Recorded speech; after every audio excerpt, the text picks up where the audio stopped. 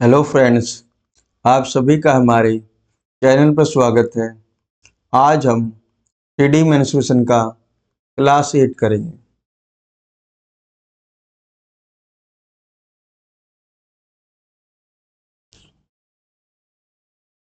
आज हम सिलेंडर्स के बारे में पढ़ेंगे कि सिलेंडर क्या होता है।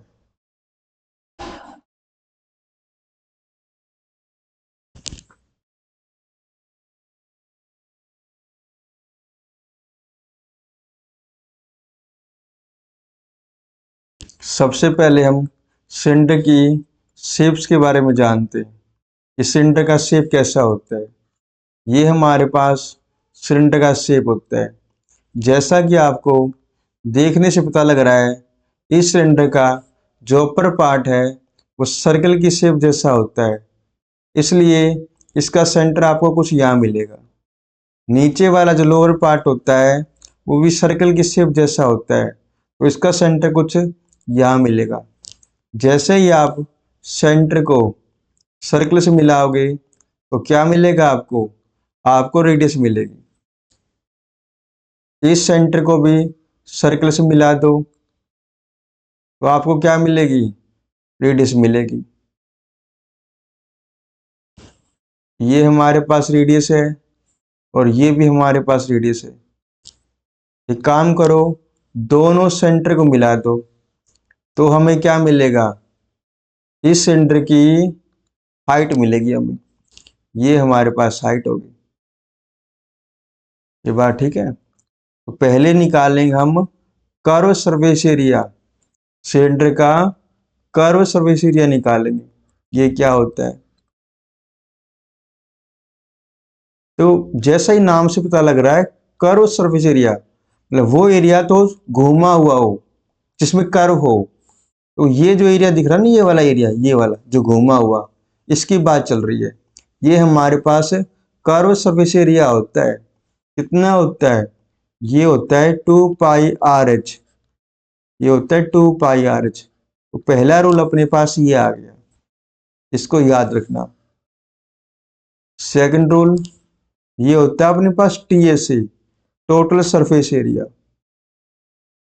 टोटल सरफेस एरिया ये कैसे निकालोगे? कर्व सरफेस एरिया प्लस ऊपर का एरिया प्लस नीचे का एरिया। ठीक है। यह लिखने का एक तरीका और भी है। देखो, ऊपर का एरिया और नीचे का एरिया सेम है ना, तो एक काम करो, twice of area of base लिख दो। एक ही तो बात है, एरिया ऑफ बेस लिख दो। और सेकंड रूल अपने पास ये है, इसको याद रखना। और सेकंड रूल अपने पास ये। अब पढ़ते हैं हम थर्ड रूल। थर्ड रूल में क्या आएगा? इसी में हम सारे वैल्यू पुट करेंगे और TSA की एग्जैक्ट वैल्यू निकालेंगे। CSA कितना अपने पास? 2πr_h plus twice of area of base कितना है? πr²। तो 2πr कॉमन निकाल लो तो कितना बचेगा अपने पास? h प्लस में r बचेगा। तो TSA की वैल्यू अपने पास आ गई। ये बात ठीक है। ये हमारे पास TSA की वैल्यू होगी। ये हमारे पास नंबर 3 फॉर्मूला हो गया। अब नंबर 4 निकालेंगे। एक काम करो, CSA और TSA का रेशो निकालो। क्या निकलेगा? ठीक है। ये हमारे पास निकलेगा, CSA कितना है? CSA है 2πr_h बाय TSA कितना है? 2πr_h प्लस में r। ये कैंसिल हो जाएगा, क्यों? कितना बचेगा अपने पास? ये बचेगा h/h प्लस में r। CSA by TSA। ये नंबर 4 फॉर्मूला हो गया। अब नंबर 5 और निकालते हैं, मतलब वॉल्यूम। वॉल्यूम क्या होता है? इस सिलेंडर में जितना पानी आ सकता है या इसकी कितनी कैपेसिटी है, वो इसका वॉल्यूम होता है। मतलब वॉल्यूम का फॉर्मूला क्या है अपने पास? पाई आर स्क्वायर एच होता है। ये अपने पास वॉल्यूम का फॉर्मूला होता है। अब आगे चलते हैं। क्वेश्चन नंबर 46 पढ़ो एक बार, क्या कहता है? इन 6 minute 4/13 of a bucket is filled. How much time will it take to fill the remaining bucket? बचे हुए बकेट को भरने के लिए कितना वक्त लगेगा? तो सबसे पहले तो हमें ना इस बात को समझना पड़ेगा, इसका मतलब क्या है? 4/13 of a bucket is filled. मैं मान लेता हूं कि बकेट में पानी आता है 13। मैंने मान लिया हमारे बकेट में पानी आता है 13। ये बात ठीक है, 13 मान लिया बकेट में पानी है 13।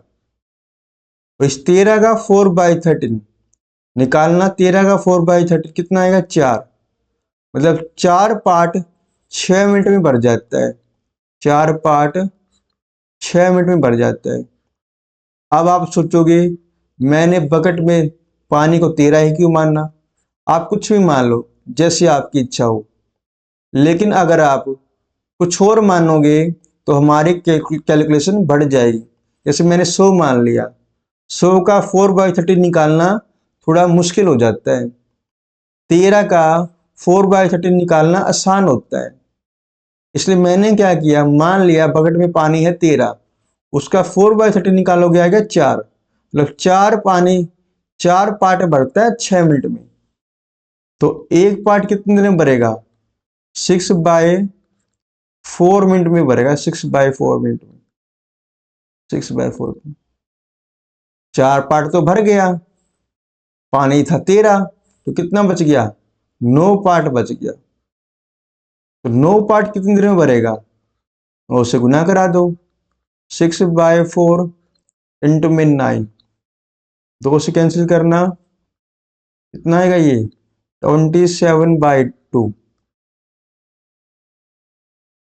ये कितना आया? 13.5 मिनट। मतलब 13.5 मिनट आया। मतलब ऑप्शन क्या हो जाएगा? डी ऑप्शन करेक्ट हो जाएगा। आगे चलते। The radii of two cylinder are in the ratio 3:4 and their height are in the ratio 8:5 and ratio of their volume is equal to। आपको वॉल्यूम का रेशो निकालना है। मैं मान लेता हूं पहले सिलेंडर का रेडियस है R1, दूसरे सिलेंडर का रेडियस है R2। यहां पर हमें रेडियस का रेशो दे रखा है, मतलब हमें दे रखा है R1/R2 इक्वल टू 3/4 दे रखा है। रेडियस का रेशो दे रखा है। और यहाँ आपको हाइट का रेशो दे रखा, मतलब H1/H2 दे रखा है। आपको कितना दे रखा है? 8/5 दे रखा है।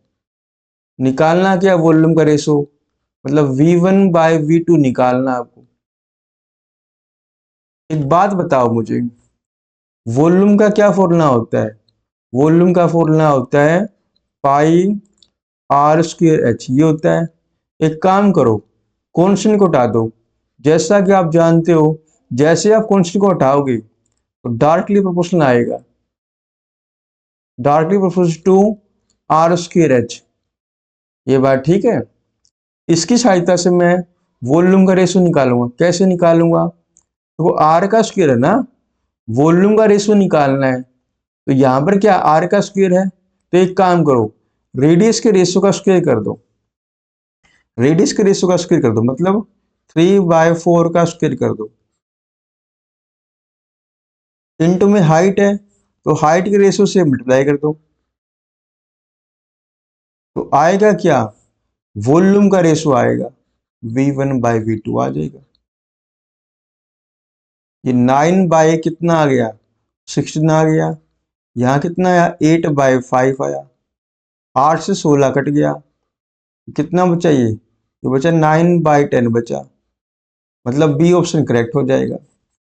नंबर 48 देखो, the ratio of the volume of two right set, the ratio of the volume of two right circular cylinder A and B is x/y। आपको यहाँ पर वॉल्यूम का रेशो दे रखा है, कितना दे रखा है, x/y दे रखा है, and the ratio of their height is a ratio b, और आपको हाइट का रेशो दे रखा है h1/h2 दे रखा है, कितना दे रखा है, a/b दे रखा है। निकालना क्या आपको, what is the ratio of the radii of A and B, आपको रेडियस का रेशो निकालना, मतलब r1/r2 निकालना आपको। तो मुझे बताओ v किसके डायरेक्टली प्रोपोर्शनल था, वो था r²h के था। तो मुझे निकालना रेडियस का रेशो, r की वैल्यू यहां से निकाल लो, v/h square root of this equal to r आ जाएगा ना, है ना। अब मुझे क्या करना है, मुझे रेडियस का रेशो निकालना है। रेडियस का रेशो कैसे निकालोगे, वॉल्यूम का रेशो यहाँ रखो, डिवाइड कर दो हाइट के रेशो से, फिर कर दो स्क्वायर रूट, तो रेडियस का रेशो आ जाएगा। निकालना, वॉल्यूम का रेशो रखना, ये आएगा x/y, डिवाइड किससे करना है, हाइट के रेशो से, ये कितना है a/b, तो किसके बराबर आएगा, रेडियस का रेशो आ जाएगा। तो सोल्व करना है इसको, x/y b/a कितना आया, स्क्वायर रूट ऑफ xb/ya, मतलब डी ऑप्शन करेक्ट हो जाएगा। क्वेश्चन नंबर 49 देखो, if the diameter of the base of A right circular cylinder is reduce by 33 सही 1/3%। तो वो क्या कह रहा है, आपने सिलेंडर का डायमीटर को रिड्यूस कर दिया, कितना रिड्यूस कर दिया, 33 सही 1/3%। आपने डायमीटर को रिड्यूस कर दिया, कितना, 33 सही 1/3%। इसका मतलब क्या होता है, इसका मतलब होता है 1/3। रिड्यूस किया है तो उसके लिए मैं यहाँ पर माइनस लगा देता हूँ, अगर कहता है कि बढ़ गया तो यहाँ प्लस लगा देता है। इसका मतलब क्या है, रिड्यूस था ना तो मैंने माइनस लगा दिया। अब यहाँ देखो, डी मतलब डायमीटर, ओल्ड और न्यू, डायमीटर को घटाया ना आपने, डायमीटर को घटाया। मान लिया स्टार्टिंग में डायमीटर था 3 और 1 घट गया, कितना बचा, नया डायमीटर हो गया 2। रेशो निकालना इनका डायमीटर का, डायमीटर का रेशो आएगा 3:2। एक बात याद रखना, जो रेशो डायमीटर का होता है वही रेशो रेडियस का होता है, ये बात ठीक है। And height is double, height हो गई डबल। मान लिया पहले हाइट 1 थी तो अब कितनी हो गई, अब हाइट हो जाएगी 2 हो जाएगी। Then the volume of the cylinder will be decrease by, increase by, remain unchanged या इंक्रीज बाय, मतलब परसेंटेज में बताना है कितना घटा है वॉल्यूम या कितना घटा है। तो पहले एक काम करो, पुराना क्या निकालो, पुराना पुराना वॉल्यूम निकालो, पुराना वॉल्यूम निकालना। पुराना वॉल्यूम कैसे आएगा, ये आएगा पाई r² इंटू में h, पाई r² इंटू में h। ये पुराना वॉल्यूम, ये नया वॉल्यूम, इनका निकाल दो रेशो, पाई से पाई कट गया तो यहाँ आएगा 9, यहाँ आएगा 8। वॉल्यूम का रेशो आ गया 9:8।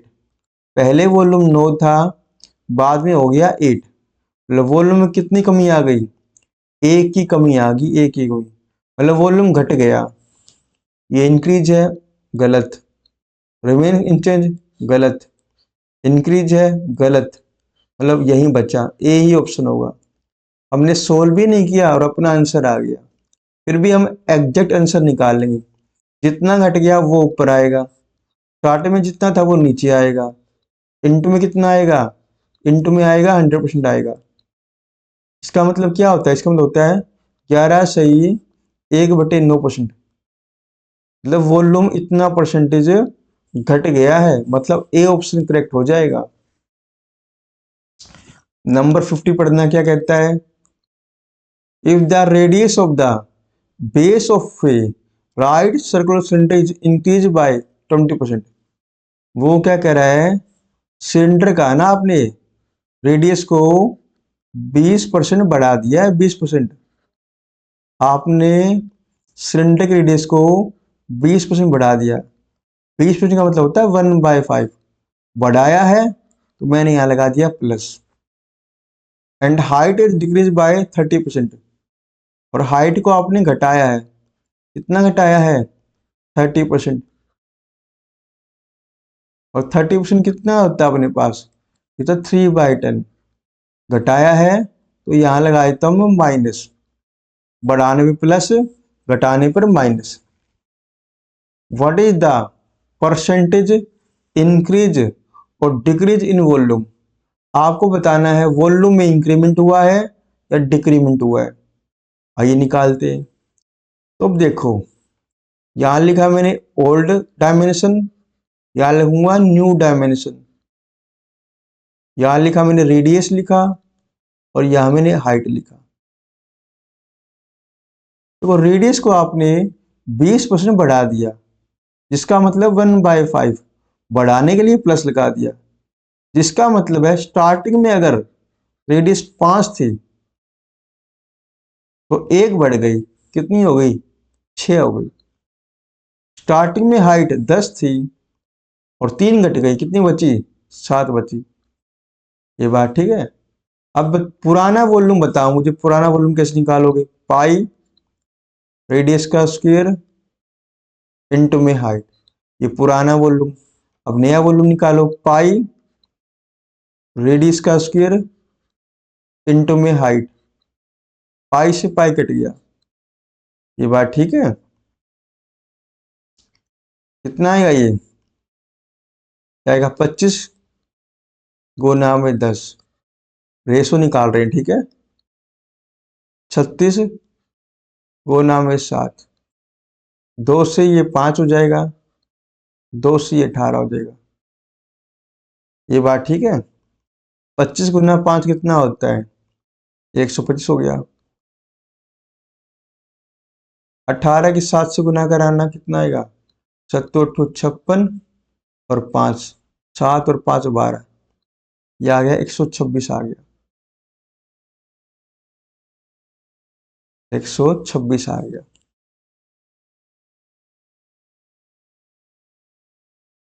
ये बात ठीक है। स्टार्टिंग वॉल्यूम था 125, अब हो गया 126, मतलब कितने की बढ़ोतरी होगी, एक की का इंक्रीमेंट आ गया, मतलब वॉल्यूम बढ़ेगा। तो ये अपना आंसर नहीं है, ये अपना आंसर नहीं है। तो जो बढ़ेगा वो लिखो ऊपर, स्टार्टिंग में था वो लिखो नीचे, और परसेंटेज के लिए लगाओ 100। 25 चौक 100, 25 पंजे 125, मतलब 4/5%, मतलब 0.8%। बढ़ गया ना, बढ़ गया, मतलब सी ऑप्शन अपना करेक्ट होगा। चलो आज के लिए इतना ही करते हैं, और करेंगे हम कल।